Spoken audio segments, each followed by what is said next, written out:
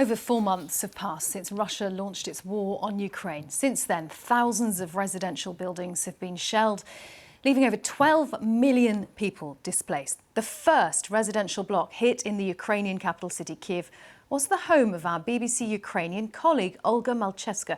She was with me on air as she saw those pictures for the first time, and she's since returned to Kyiv to see what's left. This is her story. February 25th, the second day of the Russian war in Ukraine. It was supposed to be another day of reporting, but suddenly my private life turned public.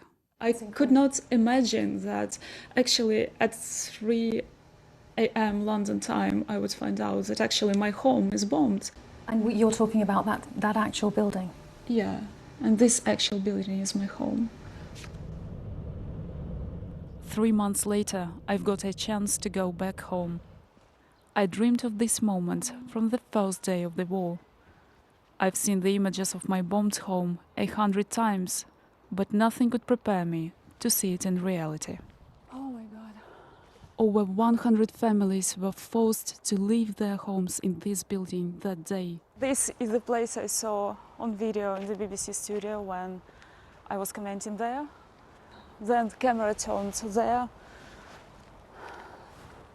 Here is my balcony with Ukrainian flag above it. Despite the risk of collapse, many families are still living here. Let's go.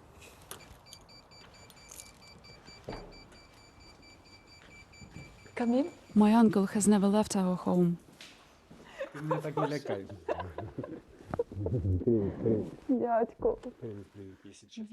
This is the first time I've seen him since the beginning of the war. Oh my goodness. Look at this glass. The same amount was in your mother's room. It covered her bed. If she had stayed here, all of it would have hit her. I was lifted into the air by the impact, even though I was in another room. This is my mom. My mother was sheltering that night in a cellar. I've since managed to bring her to the UK. But the impact on other families was even more devastating. A family of 4, including 2 children, used to live in these flats on the first floor. They left a day before the blast, but their neighbors next door could not escape. Vlad lost his mother in the shelling. I pushed my brother out of the window. Our mother couldn't walk.